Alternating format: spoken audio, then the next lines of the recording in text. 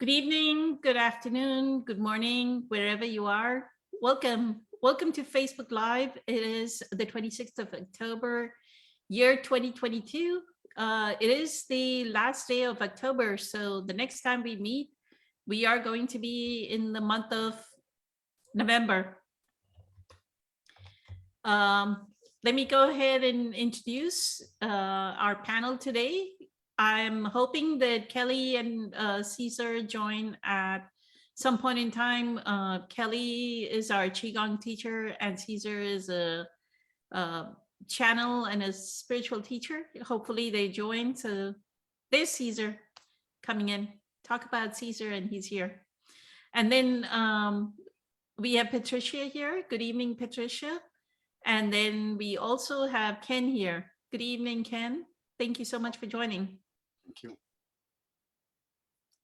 Caesar, you joined like at a perfect time. I just introduced you.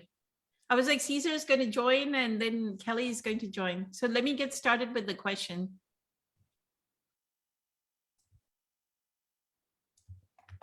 Let me see if it'll paste here on Kelly joined as well. So Caesar, here is a question from Nada. She says, my dear loving father saw me, and she wanted you and I to answer this question because it is dealing with manifestation. So what I would say is everybody be cognizant of the time. Try and keep it to 15-20 minutes because we actually have two questions. I have another question that's right behind this one. So we do have two questions today. Daniela is also asking a question.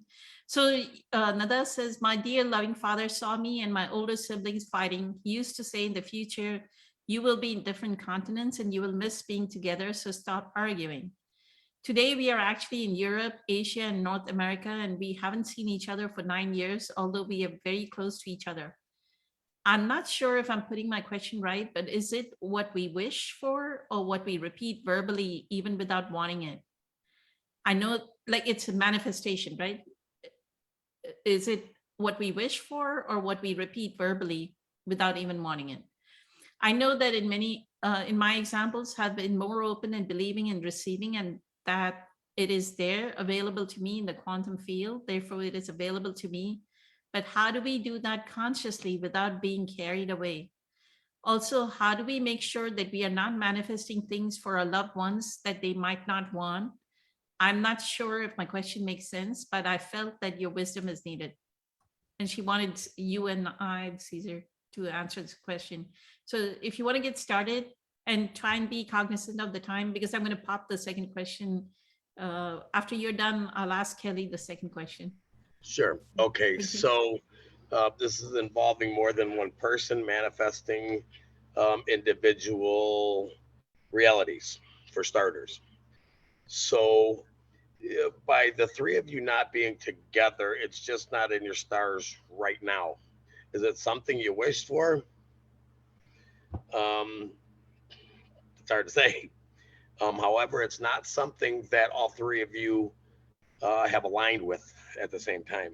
You mentioned something about is it okay or something to this effect to manifest something that might not be the best for our loved ones? Well, we don't manifest for others, we manifest for our own realities, and really has nothing to do with the other or others in this case. So, as far as the synchronicity of the three of you either wanting to be together at this current time or in the past, it's just not like I said. Yeah, y'all haven't aligned with the same desire currently. Um, this we know for sure because you're not all together.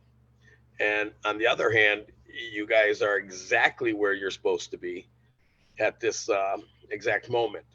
So there's no mistakes here. There's nothing, you have to go through what you're going through. You have to have traveled where you've been to be exactly where you are right now at this moment. There's no way to get to here from here without a sequence of events that lead you to something of a big nature as like uniting when everybody's on different continents. Having said that, it can happen, and if it's in the cards, it will.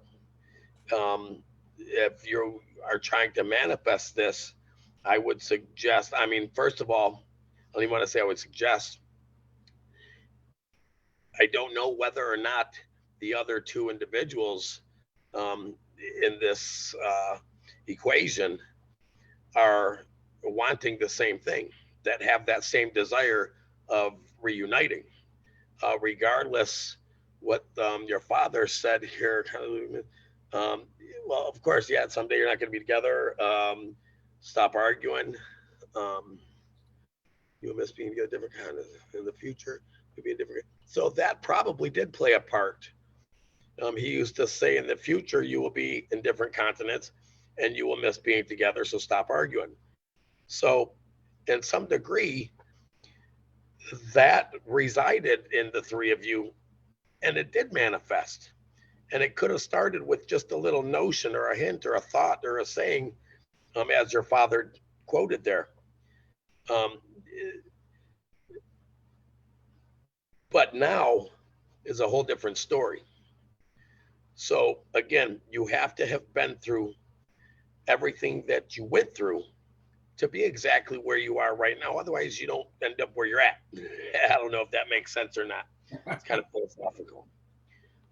At the same token, again, back to the manifestation of bringing this together, it would take the three of you or two of you to sync with the same desire, I should say, in making this a reality for you, two or three.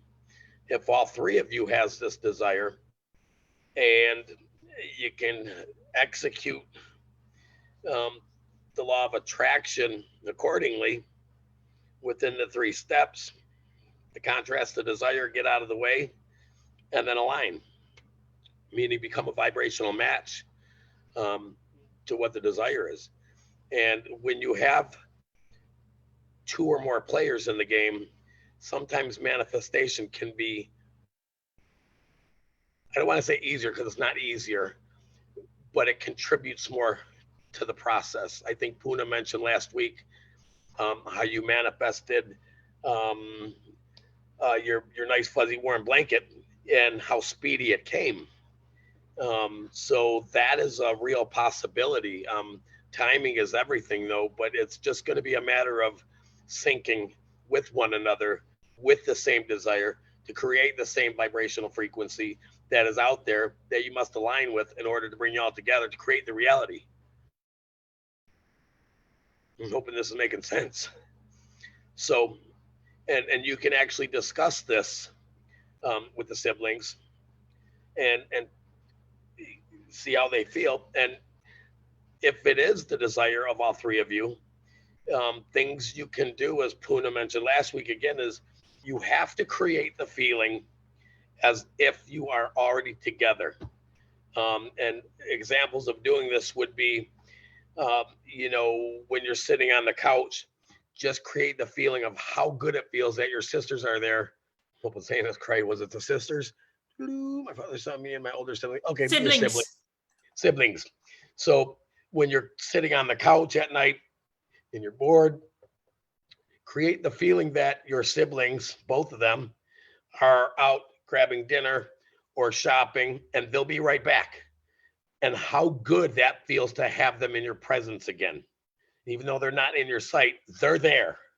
And that's the feeling we have to create, because once you can repeat this and get that momentum going, the brain doesn't know what's true and what's not. And that's important to hold in your vibrational frequency um, to bring this to fruition, to come true.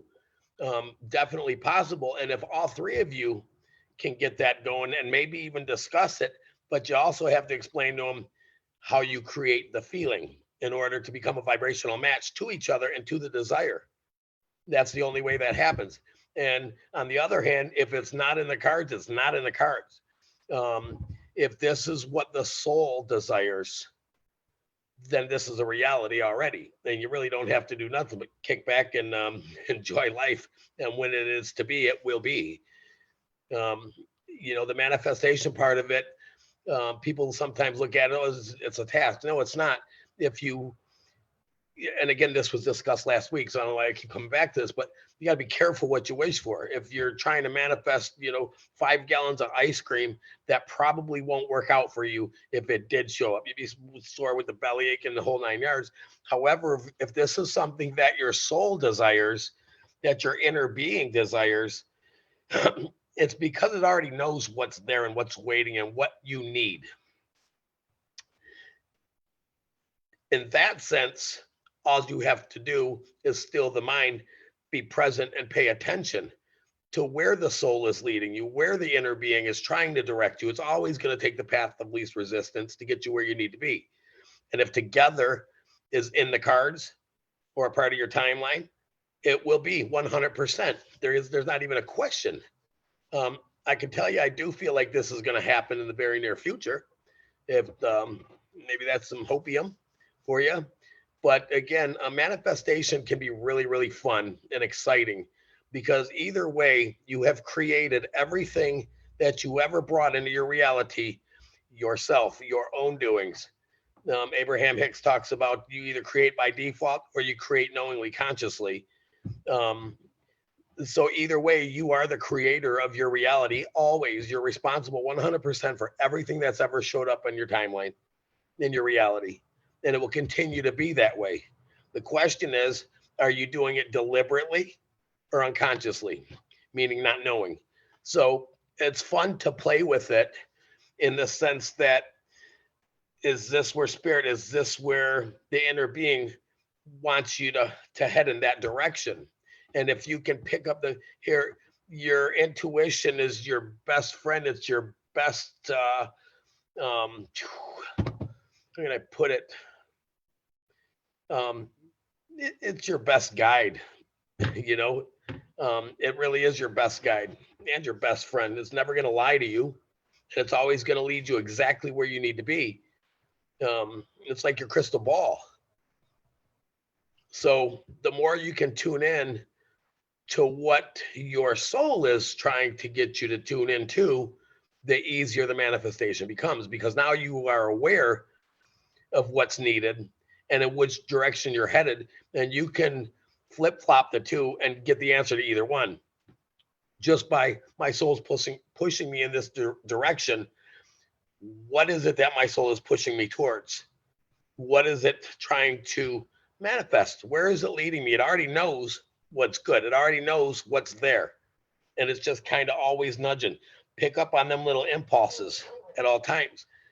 And we talk ourselves out of action within, I think it's like 5 or 7 seconds. So when you set an intention, you literally have 7 seconds to lean into it and make the move. Now I'm talking about the physical end of actually doing instead of, mentally creating. So that's also important because the grid has to fill in, the little things have to happen in order for that outcome to happen. It's going to take somebody selling a house and moving, and it's going to take somebody else maybe relocating with a job.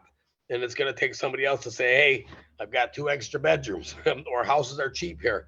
So the little things, them are kind of big things, by the way, but they're little in the scope of, what we're playing with here, because we are at the end of the day, just little tiny molecules in this big wide open field of infinity, and anything is possible.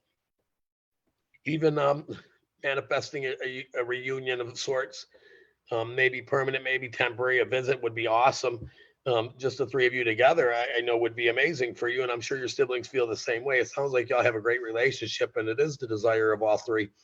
So I would tell you the best way to get this going also is to maybe write down on a piece of paper, probably fill 2 or 3 sheets, and just write how amazing, what does it feel like if all 3 of your siblings or the 3 of you are together in a room right now? And that's what you're trying to create, them types of feelings and emotions and gratitude, because gratitude is going to be at the top of the list and it's going to resonate with everything you put on your list. So being together with my siblings feels like love. Being together with my siblings, all of them, feels like freedom. Being together with my siblings feels like ecstasy. Being together with my siblings feels like joy. Being together with, and just go on and on and on. Cartwheels on a sunny day, hot rain in a, in a desert, stuff like this. And literally write that, and you'll find yourself getting into this um, vibration and into this mode, into this stage that is really overwhelming with joy, because as you're writing it, you're getting so excited and wow, does this feel good? And the key is to be able to hold that and repeat it and go back to it and rewrite it tomorrow and do it again the next day. That's a quick way to manifest stuff. But at the end of the day, you can't just write it thinking and say it. You have to believe it, think it, and honor it as if it has already happened or if it is happening. And that's pretty much all I got. But it can be done. And but whenever you speak words, I just want to get to the contrast of what I'm saying is whenever you speak of, I really wish my siblings were here. My father said this and I miss them. And, it's been a long time and here we are 20. Whenever you speak of the absence of them, you're keeping that in your frequency and your vibes.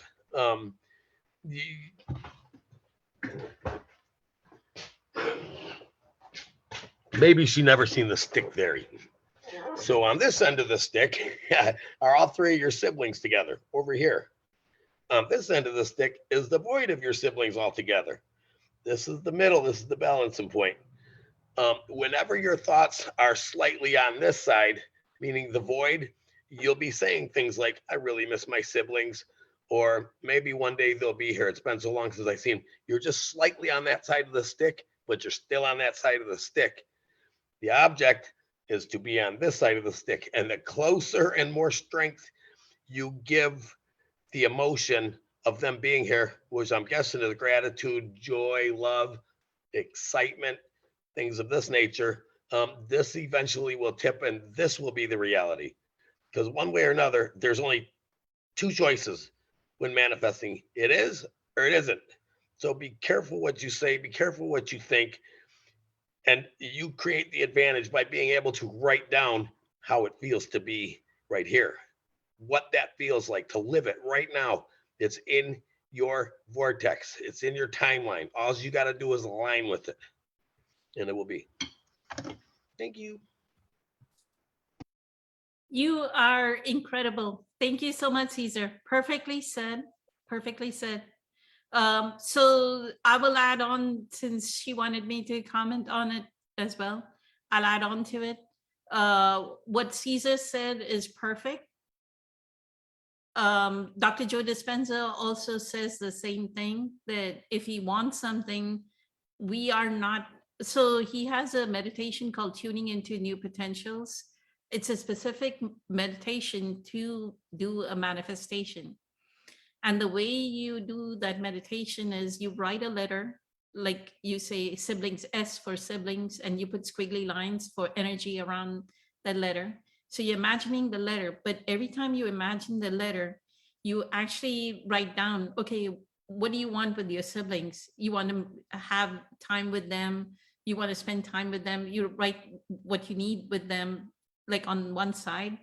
But then you, on the right-hand side, you write the feeling, just like Caesar said, like it feels like freedom. It feels like loving. It feels like I have this love for life when I see my siblings. So you write the feelings, and what you're going to do is during the meditation, during the tuning into new potentials meditation, you are going to feel the feeling of what does it feel like to be in love with life. You are going to feel the feeling of what does it feel like to have that freedom to be with all your siblings. that there is no war, there's no constraints, there are no boundaries, that visas and boundaries, that somebody cannot travel from one country to another. There's nothing of that sort. You can just meet, right? What does it feel like to have that freedom, right?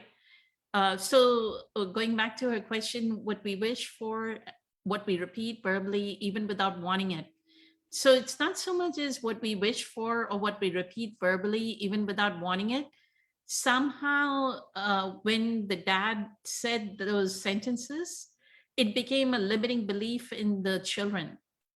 Like it got seeded as limiting beliefs in the children, and then it manifested out, right? The children started to believe that, oh, we cannot, we need to be in a different, somehow the thing became a subconscious belief that you have to be in a different continent.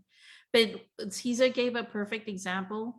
The way to do it is raise your frequency, get into that quantum field. It's the same thing, like you have manifested, Dr. Joe has this matter is at like these very low frequency, right? Very slow frequency. And here is the faster frequency when you are divine. You are the divine, right? You are everybody, everyone, everything, everywhere. This is like the fastest frequency, right? So in the meditation, sometimes he says, shimmer away. Like you have to get to that faster, because somewhere at the low frequency, you manifested, you looked at, you made an observation. This is the collapsing the wave function. You made an observation and you said, I need to be in a different continent. And you made that observation and you made your life in Canada, North America, right? You created your life, you made that observation and said, I need to be in North America. So you did it at the level matter to matter, you created that. But then now you have to get to that shimmer away frequency, right? You have to get to that faster frequency, which is what Abraham Hicks calls get into the matching vibration of your vortex, right? The reason why you're not manifesting is you're not at the vibrational frequency of what your inner being is already there, manifesting what you need. But once you have that rocket of desire, your inner being is already manifesting it, but you are not at that you're not at that matching frequency. So that's why you won't manifest what you want. And you cannot get carried away in the sense that even though you want to manifest something, you don't get obsessively, like Caesar is saying, don't obsessively keep thinking about the negative side of it, that, oh, my siblings are not here, my siblings are, that would be getting carried away. It's more like experience life as though your siblings are always with you every time. Like think that they're sitting on, like talk to your siblings when you're having your morning coffee or morning tea. Hi, so-and-so. Hi, Jane. Good to see you, Jane. It's so lovely to see you smile, right? You're drinking your coffee. So, and don't get carried away in, let go, right? It's about letting go. Eckhart, during the conscious manifestation course, had this visual where he says a cat, if you observe a cat, before it needs to reach like a ledge or something, right? But before the cat needs to get to the ledge, it lets go of its body. Like you see it almost flying in the air like a bird, and then it gets onto the ledge. So it's about letting go. It's not about obsessively thinking of, oh, my siblings, or anything. Oh, my money, I need to manifest money, or I need to manifest a new job. So that's how you would not get carried away. And then how do you make sure that you're not manifesting things for your loved ones that they may not want? Is you're not manifesting anything for your loved ones. Do it for yourself. And it will happen if all three of you are wanting it. How do you not manifest things for loved ones that they may not want? Be impeccable with what Don Miguel Ruiz says, right? Being impeccable with your speech. try and be right with your, use right words and right actions so that you don't do what your father said, right? You don't do, oh, y'all will be in 3 different continents, is what I would say. So I'm going to get to the second question, and this is for Kelly. This comes from Daniela. She, let me post this on the chat as well. So she says, judging is considered a quality characteristic of the ego. Judging the ego, for instance, jealousy is bad, is actually the ego judging the ego. Compassion is a quality of the inner being. How can we stop judging the ego? How can we change the narrative of the ego is bad, which is a judgment? What would be the best attitude towards our own and other people's ego? Is the ego capable of true compassion towards itself? Can the panel give clear examples out of daily life to teach how to deal with their own and other people's ego? Feelings like envy, jealousy, anger, fear, judgment, competition, rivalry, etc. So here I would say is, I think my initial remark on this would be, when we are initially getting into the spiritual path is when we start to judge the ego. But when we get to a certain amount of advanced stage, I don't think we don't even think of the ego as being an ego. So Kelly, if you want to answer this. Thank you, Caesar. Thank you, everyone. Good to see everybody.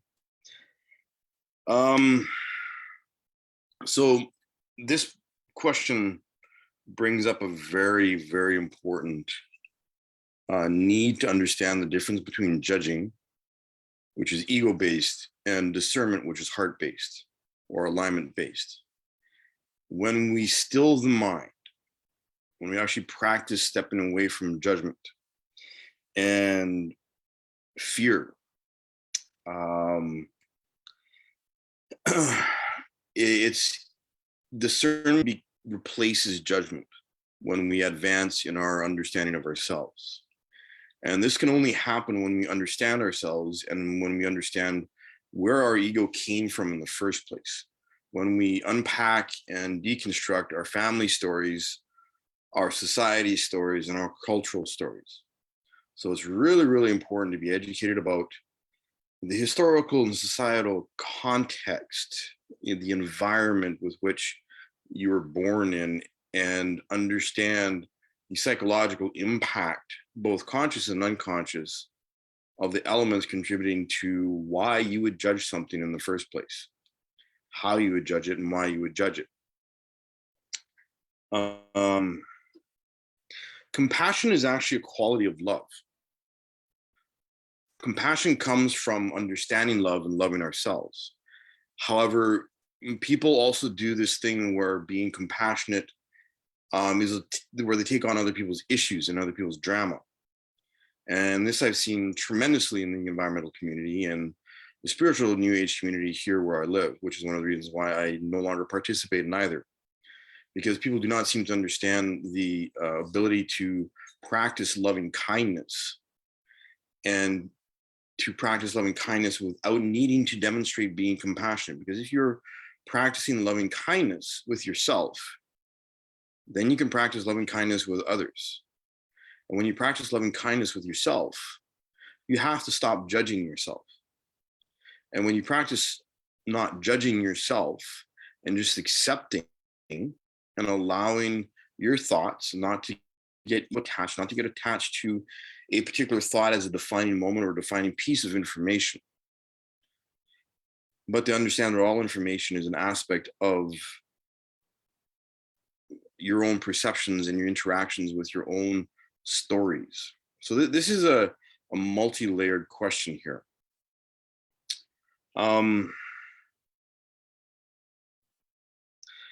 Again, the best attitude to have is loving kindness, especially towards ourselves, because this is where loving ourselves becomes the most important thing you can do for yourself. Because when you love yourself and you give yourself space, and by loving yourself, I mean by accepting, by allowing, by not judging, by understanding that any and all experiences, like what Caesar was saying earlier, any and all experiences on your timeline, in your life, are there because the potential was there. You chose, you acted, you created. So understanding that judgment is just fear-based, judgment is a program to keep you conditioned into staying separate from others, and especially staying separate from yourself. When we judge ourselves, we keep ourselves disconnected from our hearts, and we keep ourselves unable to actually connect with and be present with ourselves emotionally, mentally, and spiritually. So this is sort of, as a martial artist, it's just like, I can still remember some of my first karate class and how judgmental I was about my punches and my kicks and how I don't care anymore. I haven't cared for a really, really long time because I know it doesn't matter.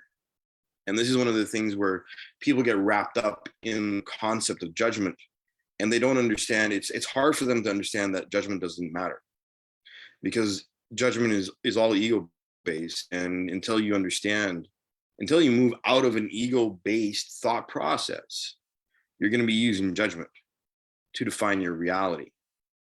So there's a lot here to unpack. Loving kindness, again, straight up, plain and simple. Practice not judging yourself. When you practice not judging yourself, it is much easier to practice not judging others and accepting other people's egos and other people's lives just the way they are, without need. Judgment is basically a need to interfere in other people's lives. Judgment is about control. Ask yourself why you feel you need to control. When we're judging other people, it's always about controlling the outside world, so that we're not paying attention to our inner world, so that we're not actually present with ourselves, because we're too busy interfering in someone else's world, judging someone else's world, and judging someone else's life or their ego. And this is the classic spiritual superiority issue, right? Well, I'm going to judge your ego because you're in your ego, or blah, blah, blah. I'm just going to ignore that I'm in my ego, judging your ego and ignoring my own ego. So, practicing discernment is understanding that everybody has an ego to one varying degree or another. You have a mental shadow-based ego, but you also have a heart-based loving identity of ego, superego, and it, where your heart and your mind are supposed to actually function together in a balanced, aligned fashion that actually creates a new identity for you, which is what Eckhart Tolle talks about in his book, A New Earth. The whole point of aligning and being present with yourself is to literally recreate your personality through shedding, or dying before you die, shedding the egoic attachments and the ego persona that you were basically born into. Most people will just not understand, judge, and mentally analyze the words that I'm saying, right? So the mental analysis, a hallmark, a way to understand that you are in judgment and not discernment, is the need to mentally analyze, intellectually dissect information or someone else's expression. So one of the things that I always found interesting about Eckhart Tolle's concept of, walking around outside and force yourself to not label things. This is sort of where that practice actually comes in. This is a very Buddhist practice. So it's kind of neat that he is incorporating this into his concept of being present. The attachment to things is what causes judgment. What are you doing with your mind? Ask yourself what you are doing with your mind. Or is there fear? Is there judgment? Is there anger? Is there a space there other than observation? When you can step into observation, then you can actually discern what's going on. You can discern why you're judging, why there's anger, why there's fear or anxiety. Day-to-day things, examples, how to deal with their own and other people's egos. Well, first of all, other people's egos don't matter at all, right? Because other people's egos are their own responsibility, their own work. That's other people's work. You don't have to worry about other people's egos. However, holding space against their projections and their judgment is also your own work, because that is the practice of the discipline of being present with ourselves. So that's sort of like a two-sided coin there, right? How do you deal with your own and other people's egos? Well, it's all about practicing your discipline with being present. Your ego and other people's egos require the same discipline across the board. Doesn't matter. Ego is ego. The energy is always the same. The judgment, the broken record of fear and judgment and anger and limited emotional spaces is always the same. So what you need to do is basically practice the same discipline: loving kindness, being present, being aware, controlling, mastering your thoughts, mastering your internal dialogue. So I really liked what Poonam said about, I'm like pointing up at that little corner box over there. I really like what Poonam said about how judging your ego or someone else's ego, being aware of the concept of the ego. And when you realize that you are judging someone else's ego, that is the beginning of being aware spiritually, that there is this storytelling aspect of yourself, this judgmental, this aggressive, controlling persona in your awareness that is trying to manipulate you and control you. And those around you are dealing with the same thing. When you are becoming aware of the reality of ego presence, you are beginning to understand the beginnings of your journey. And this is why I say that discernment is sort of like the higher level, the higher vibration, when you let go of everything, when you clear the attachment, ego, judgment, when you clear yourself of the patterns and the stories that keep you in ego judgment and ego fear and anxiety and all that, then you have points of reference that point to the contrast between being in ego or being in alignment. That's where discernment comes in. So practicing loving kindness for oneself, forgiveness, especially forgiveness, because that was like one of Jesus's greatest moments on the cross, is basically saying, "Forgive them, Father, for they know not what they do." Right? Forgiveness, forgiveness, forgiveness is one of the biggest keys of my own personal practice. Forgiving myself, because, until you actually understand your ego and where that has led you, and you've actually, begun to accept it and work through all the shenanigans and fun that your ego has, caused in your life, and you've accepted it and forgiven yourself because you didn't know, then you begin to understand. Then you begin to understand the contrast between ego alignment and heart alignment, or, being present in alignment with yourself and source. And giving yourself those points of reference and understanding those contrasts is where the discernment and stepping out of judgment actually begins to happen, because you have contrasts of something else other than ego attachment and ego projection and mental analysis and manipulation. And you learn how to forgive yourself because you didn't know. At first it's really, really hard, because you're like, oh my God, how could I be so, stupid or blind or dumb, blah, blah, blah. But it's just like, no, that was your soul contract to be in that space. You created that. And like, people can hide from it, but only for so long, because it'll catch up to you. The energy, like, once you see it, you can't unsee it. You can like quickly shut it away, but that feeling, and this goes to the manifestation that we were talking about earlier, once that feeling is present, your ego will get loud and will try and hide it and sweep it under the cover or shut it off in a closet or somewhere, bury it somewhere, somehow. Except a simple act of focusing that energy, that ego energy, on ignoring something makes it even louder, and it will nag. So once you see something, once you feel something, you can't unfeel it. So this is why loving kindness is so important.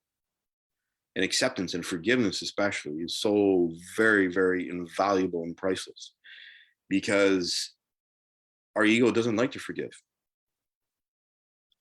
And it's in direct contrast to the judgment that the ego likes to use to control and manipulate our realities.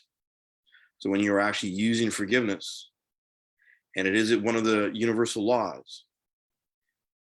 So when you say, I am forgiving myself, I am the law of forgiveness for this action, I am forgiving this action for this thought, for this action, you're actually telling yourself that that is truth, that that is the reality, and you are recognizing the universal reality of creation and manifesting. When you manifest through forgiveness, it's very, very different. And it gives you, again, a contrast in direct opposite to ego attachment and ego action, ego thought. So when you practice forgiveness, which stems from loving kindness and the combination of love and compassion, and that's why forgiveness is so powerful. And that's my prime example. It's my prime key for my own discipline. But yeah, anyhow, 3.5 cents. 4 cents. Incredible. Something like that. Thank you so much, Kelly. That was I like the fact that you talked about observing the mind, that we have to observe our mind. So that is the key. It's all about observation of the mind. So I'm going to read here. Judging is considered a quality characteristic of the ego, and then compassion is the quality of the inner being. How can we stop judging the ego? How can we stop judging the ego?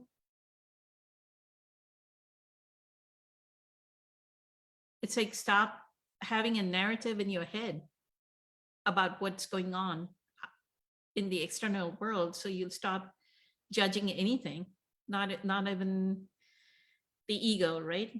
How can we change the narrative? The ego is bad, which is a judgment.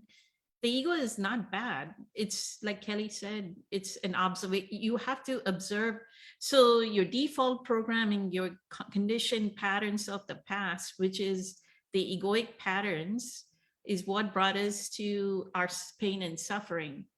So the ego is not bad. It's just that when we are in a state of our conditioned patterns, then we create pain and suffering for ourselves. So that's why it's bad. The ego is not bad. It's the pain and suffering that we get tired of finally and come to a spiritual path because of our pain and suffering. So the ego is not bad.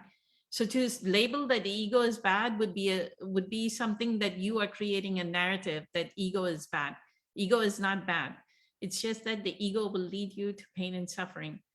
What would be the best attitude towards our own and other people's ego? So we just watched Freedom from Thought, a talk by Eckhart Tolle, and he was talking about the snippet that we watched in this past Friday's video. He says, even if somebody's a robber, right, doesn't mean that you don't hold, like, it's not like I'm going to not put my hand in my pocket and hold on to my wallet, right? If you see that somebody is going to rob you, but you don't have to judge them for being a robber, right? That goes back to what Kelly was saying. He doesn't label, like he says, like when people ask me, what do you think of this person? He has nothing to say about that. He has no comments to say, how is Caesar? he has no comments because there's nothing to say about a person. It's about presence to presence. I dealt Caesar's here, and how do I this presence flows into the other person's presence, and that's it. It's over, right? The interaction is over at that point. You don't have to comment about them. You don't have to, that old conditioning, that's the old conditioning. Oh, what dress is she wearing? How, look at her hair, look at his eyes, look at how he looks, look at his hair. All that is past conditioning. That's the narrative that we have in our head. So that's how, what would be the best attitude towards our own is not to label, like Kelly said, right? That's what Eckhart says. Don't label other people as having ego. Don't label yourself for having an ego, right? Yeah, I'll fall back into my patterns. Maybe I'll fall back into, it depends on our presence power or in our self-awareness, our metacognition.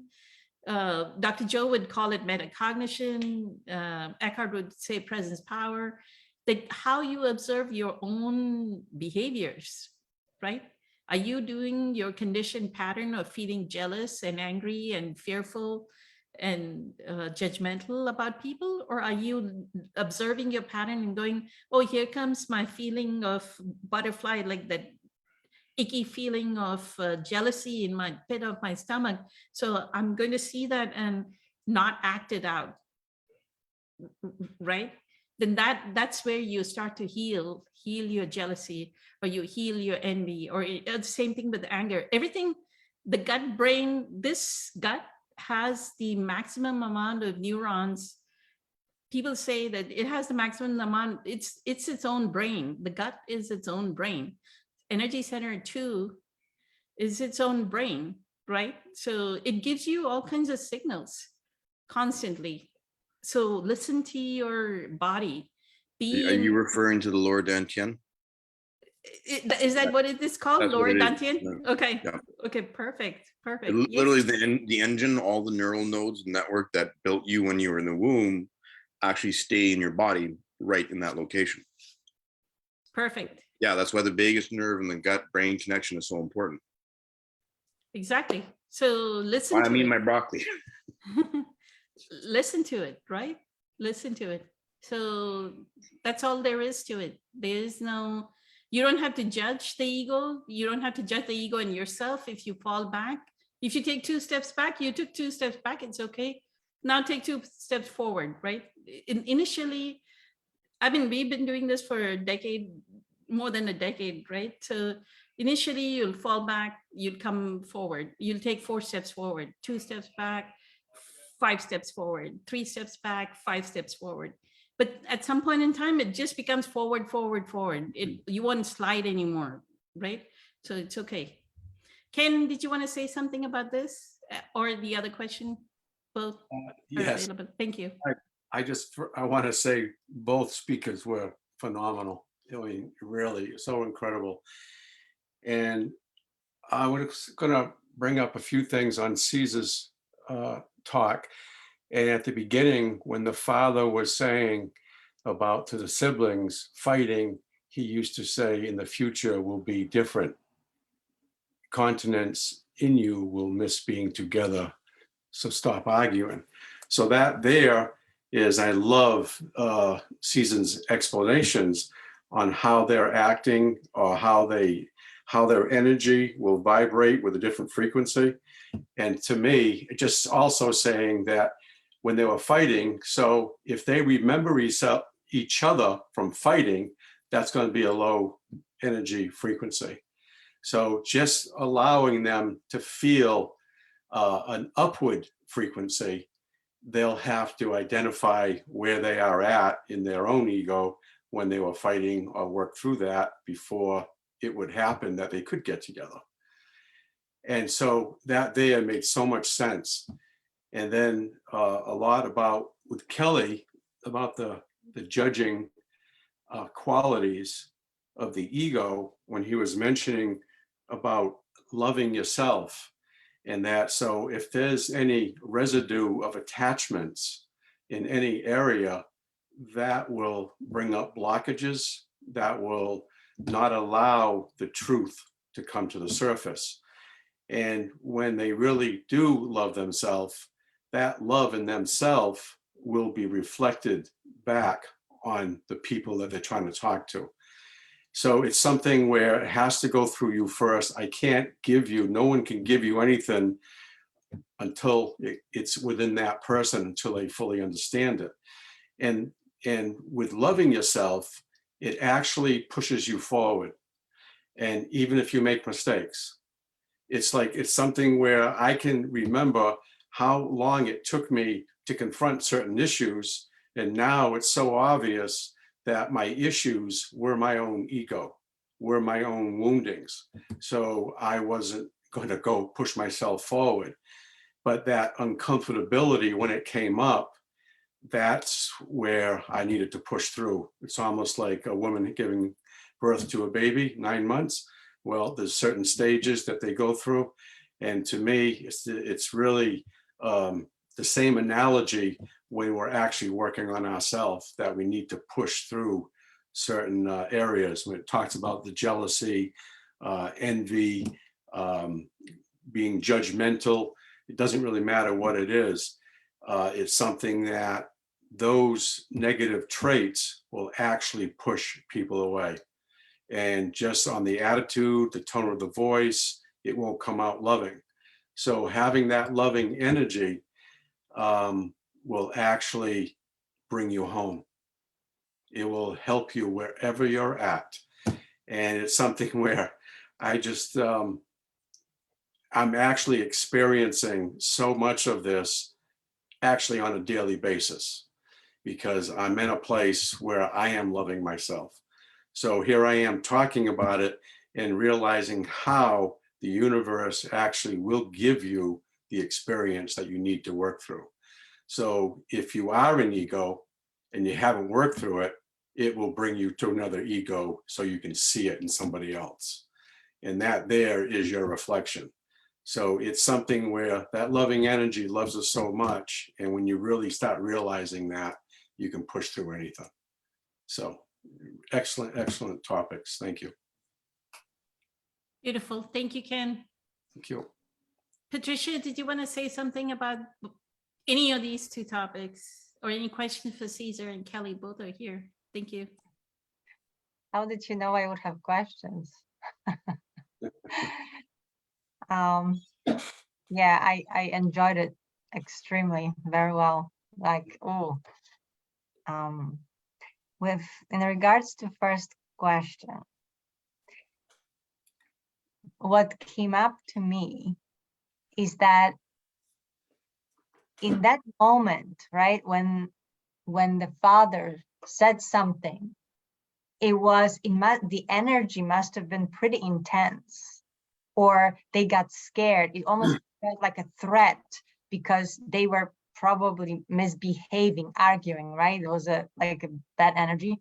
And when he said it, it was almost like a knife, and it must have got somehow written in their bodies, and it stayed there, right? So like everybody was saying, it became that limiting belief. And then based on the book, The Nature of Personal Reality, everything that is outside, it's a manifestation of our beliefs. So we either manifest it by default or consciously. So it's right now, I would say, actually, for both of these questions, what Caesar was always pointing to: gratitude. This is the tool, the incredible superpower in both situations, to just say thank you before you even know for what. Say thank you for this, and then you realize that there is a mirror. So by remembering and by realizing that whatever the father said, we are not in different continents, be thankful for realizing that, because you just unlock, like Poonam says, unlock your limiting belief. So now you can do something about it. The second with ego, it's also, you know, gratitude. I right now, yes, I used to, but judging myself, beating myself up. Why can't I get it? You know, I'm trying, I'm doing everything. It's like, that was that backdoor ego, that second arrow coming back. So I just started be thankful, because like Ken always said, it's a mirror. If I see another person and their ego is getting at me, like, because I'm physically, like, I honestly feel the energy, like even yesterday it happened. It was not a bad thing, very bad, but this in a scale, but someone got defensive with me. And I approached them completely like Lala, very positive. And someone got defensive. So I just like, I was present enough to just get back to myself, you know, just stay there enough to just absorb it, and then left. And as I was leaving towards my desk, all I could feel is like even consciously saying thank you to that person for showing me that. It's like, is it something in me that they reacted? So maybe I was not. And just by sitting with it, I didn't even have to do anything. Listen, guys, the situation just dissolved just because I stayed, like Kelly said, just withstand that present against somebody else's ego. But my way is through being grateful. Because if I'm grateful, I'm accepting is a gift for me, and I'm not judging anything. I'm not saying, oh, it was bad. How dare this person act? It's like, I'm doing this, you know, like I actually stopped it before it even started, all those mental things, but just thank you. And yeah, little discomfort in my body, but that discomfort I was grateful for, because it brought me back instead of being taken away by ego with thoughts and pulled back into, you know, old patterns or judging, and then having to act. And maybe, you know, it was so not like it dissolved. What Eckhart always said, once you have that presence, you even don't have to forgive, because it's given. It's almost like there's nothing to forgive for. So so that's my way. And it's been pretty recent, but I've been enjoying using it. So just my default right now, my habit is becoming grateful. Because my mind wants to judge, oh, you can't be grateful for this. You'd be like, this is not something you want to be grateful. No. Everything, everywhere, right, Poonam? Just the gratitude that takes you to the higher frequency level. So it is a practice, but we all have habits, right? So why not have a habit of gratitude? That's a good one. Yes, thank you. Did you have a question, Patricia? Yes, my question was, and maybe I kind of partially answer myself. When this actually situation happens, when someone is almost like putting a curse on you almost, which the father did, like you could say it, right? He almost cursed, because he couldn't possibly know that that's the case, but maybe it was his fear or He something. did the or black just, magic, like how Don yes, Miguel Ruiz says, he right, put black kind magic. of black magic. But my point is, why certain things stick and became that curse or became that limiting beliefs, and why others don't. Like, I'm sure the father said many times with many arguments, said other stuff. I mean, it wasn't the first and only argument, right, that they had. But why this? Why that stuck to her? And so, or even in our lives, there's many situations happen, and what other people say, even parents or significant others, and many times we are able to like, okay, they said something, didn't it?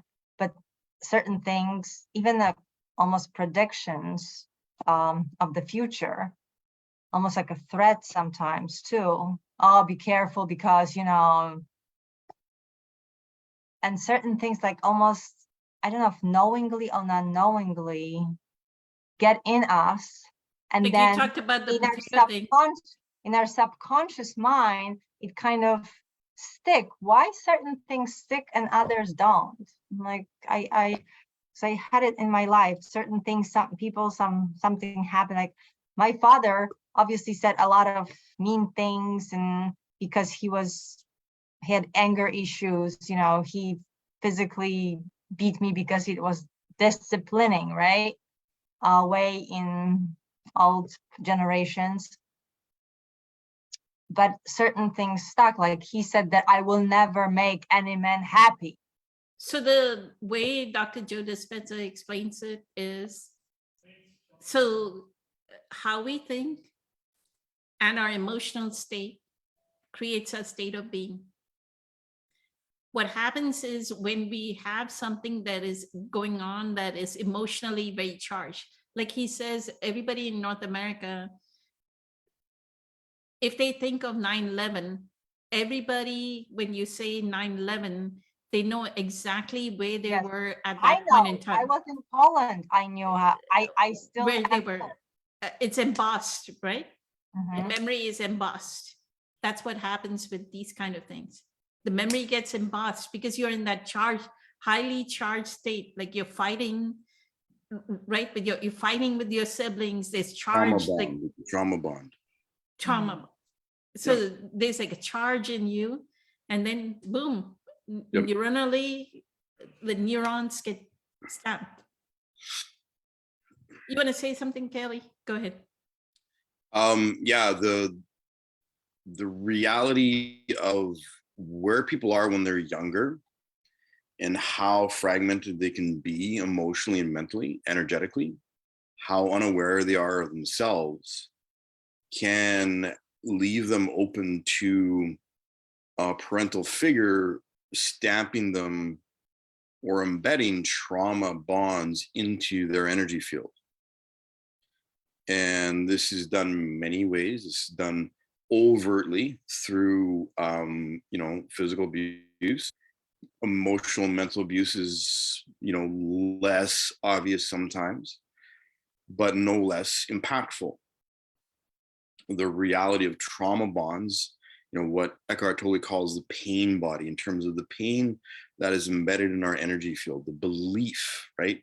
Because when we're younger, we tend to, view, especially when we're kids, we tend to view our parents as, gods, or very, very, very super important, ultra authoritative figures in our lives that we believe have the answers for everything.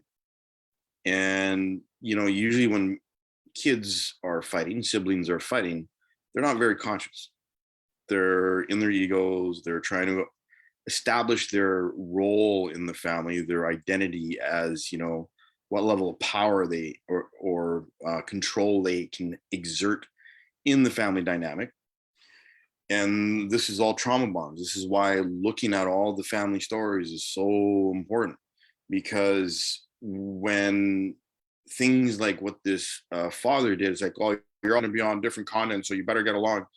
I mean, that is straight up pain language. That wasn't loving. It wasn't considerate in any way, shape, or form on this parent's part, which goes to show how unconscious and in pain that individual was themselves. And this is what I mean by a trauma bond. Families in general, their main language is trauma, because you have the parents, and then you have the kids, and the kids are of a completely different generation, completely different perception of reality.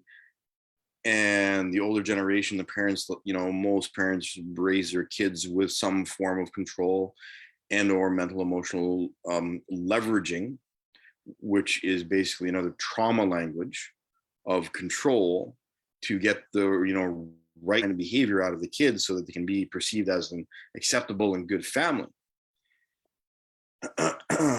So things stick, and yes, this first initial question sounds exactly like a self-fulfilling prophecy because of what the dad did, where they went, oh my God, and then it got into their subconscious and they subconsciously fulfilled what the dad said. And they don't understand, even to this day, how much influence that moment or that one sentence from their dad always had. And this is why you got to master your thoughts. You got to go find that uncomfortable place of like, what does that whole sentence, that whole memory, what does that story actually speak to, and why? And where does it reside within their minds or hearts? Does it reside anywhere? What does it feel like? Is it in the head? What does it bring up? Or what doesn't it bring up? That sometimes is the most important part, is what it, when you look at something and there's like no feeling, it's like, oh, is that because I am suppressing my feeling, or is this because I've actually let go of it? What's going on? So trauma bonds are generally like the self-fulfilling prophecies. And this is sort of where, again, digging through all the stories is so important, because you want to get to a place where you can actually accept and allow the soul information to come to the surface, where you understand from forgiving yourself for being unconscious in the first place, and through, the practice of gratitude for every opportunity to see how different you are from other people, how much more conscious when you are discerning someone is pushing their ego at you and their judgment and their control at you through ego manipulation or leveraging, emotionally, mental, whatever. You listen to those spaces, you listen to what they feel like, and that tells you where you are alignment wise. And if a person is in an alignment with themselves, with their hearts, if they're solid and they're strong in their discipline, most people's projections will have little to no impact. But again, when we're young, and most people don't even have a sense of themselves as an individual for real until their late 20s. So depending on the impact, and especially from parents, I mean, being around my dad after his car accident and watching his Mennonite-ness come to the surface, his old colony, old country German habits sort of come to the surface, and they're going, oh, wow, okay. That's sort of, I don't know whether or not that's something I should be grateful for, to like be able to witness this in observation, or be disturbed, or both, or, what's going on. And realizing that a lot of the patterns that I see my dad expressing, I dealt with at a very young age, because I had no choice. Having my fingers in pain and my asthma, I had no luxury to indulge in certain limited belief structures of what I thought the world should be. Because, and I kid you not, anytime I was a kid and I had a very judgmental thought come up, I would bang my fingers. You would punish yourself almost. My higher self would remind me of where I was and how not exactly fragile my body was, but how it's sort of like I laugh now because I can, but in those moments, it's like I would be unconscious. I would not be aware of myself or where my body was, and I would hit my fingers and cause myself an awful lot of pain. And it would always remind me of, you need to pay closer attention to where you are and what you're doing. And the pattern became so consistent to relating to having severely judgmental thoughts, that I was like, okay, no, I don't want to. I'm like, even as a kid, I became very, very hyper aware of my thought process, because it seemed to somehow inadvertently always end up with me banging my fingers and being in extreme pain for a good hour or two. So understanding that, like curse type projections like dark impacts of very negative, aggressive, angry, fragmented energy can have profound impact and cause patterns to manifest without people understanding the origin. And this is one of the great gifts that I'm grateful for. All that pain, all the years made it so clear, cause and consequence, cause and consequence. There is no in my mind. And when I found, meditation when I was 11 or 12, and the books that I read on meditation and what it could give you, I was like, yes, please. I want to understand how to master my thoughts so thoroughly that I never have to worry about pain in my fingers again, and my fingers didn't stop like cracking and bleeding and being in pain until I was in my 20s. So I had a lot of contrasts of understanding, of being in the moment, of being very, very conscious and hyper aware. And any moment I slipped, I would invariably end up hurting my fingers. So from that perspective, understanding how my own thoughts lead to pain, right? How my own choices led to being unconscious, being unaware, not paying attention to my hand, and causing myself physical pain because of what I was thinking, because I was getting distracted by my judgments, right? So cause and consequence. And again, made for a very, very different perspective on reality and cause and consequence and priorities. When I was 11 and 12, I was like, I don't want those thoughts because I'm going to pay for it. Like literally, it would be like, 1, 2, 3 punch. Or if I let myself get too unconscious and really not caring and I wallowed in it, which happens a lot when people are impacted and they get stuck in the impact, they get stuck in the fear and the judgment, and they wallow in it, I would have an asthma attack. And it would usually happen, again, cause and consequence. It would usually happen out in the field, far from the school, where I had nobody to help me. And I would have an asthma attack and I would be alone and I'd be terrified and I'd be absolutely scared that I was going to die. So the cause and consequence, when I was very young, became a really huge, really hugely clear reality. And this is where my understanding of the impact, even having been around adults and them expressing anger and fear, how that would pull me out of alignment, and I'd be out of alignment and not paying attention, and I'd hurt my fingers. So that also showed me how other people could impact my reality, my state of mind. And again, direct cause and consequence. It's like I was paying attention. I swear I was paying attention. Like, how did my hand get weight? Like, how did I absentmindedly perfectly slam them into this corner of this door this way? Like, how did that even happen? Like, how's that even a thing?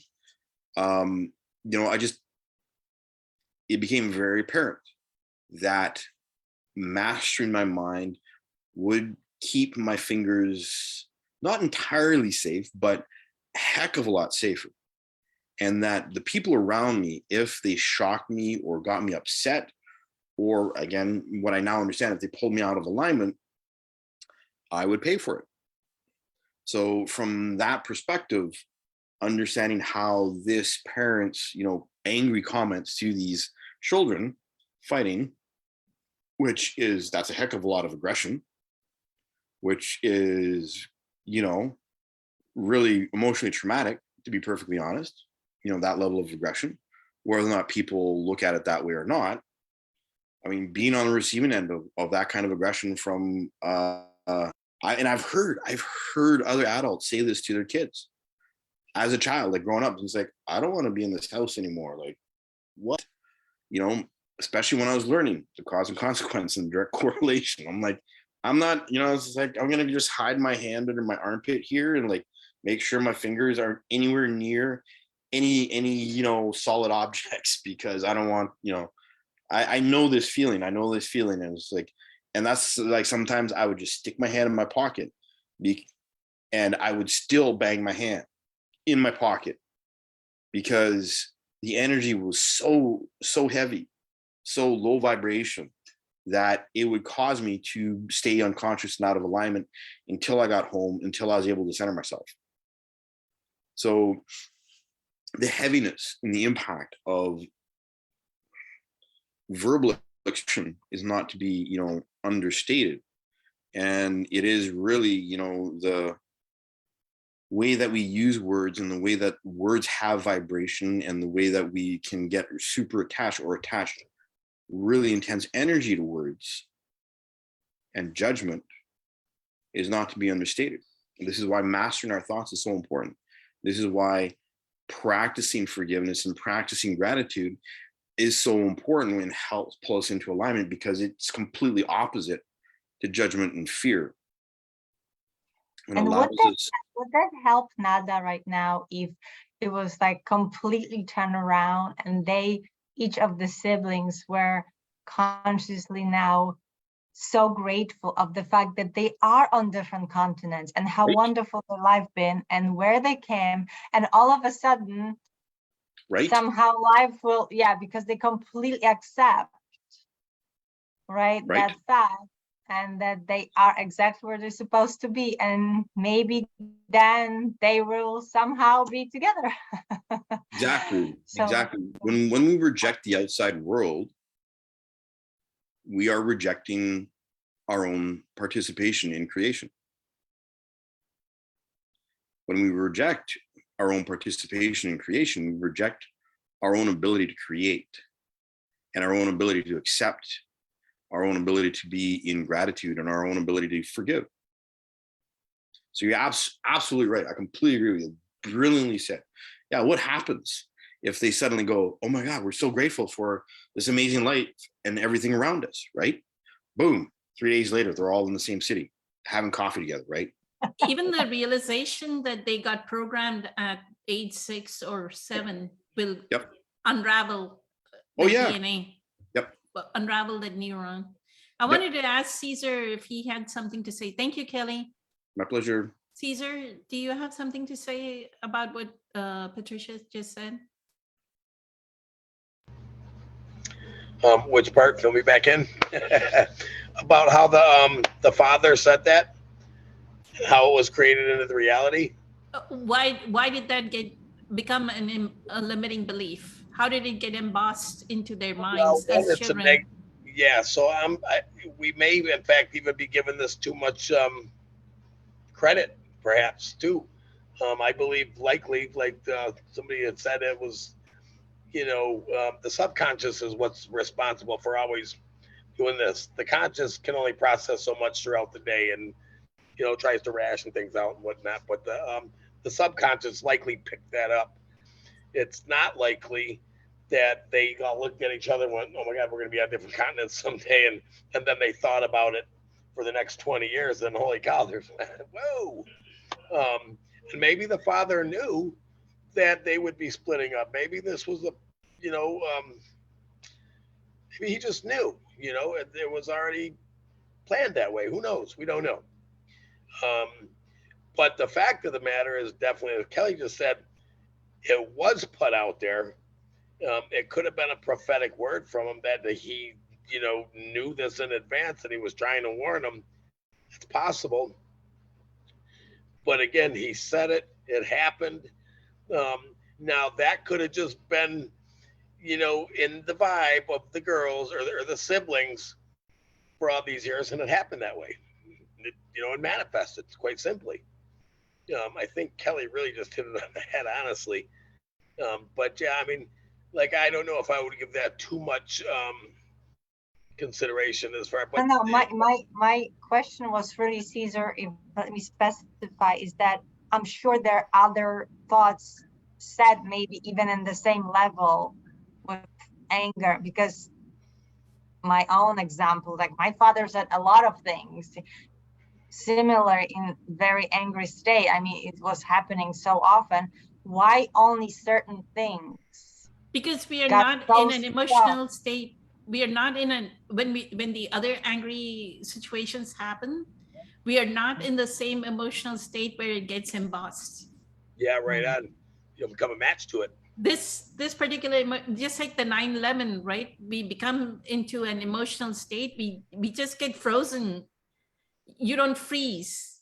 There's some little Right. awareness that allows it to pass through. Mm.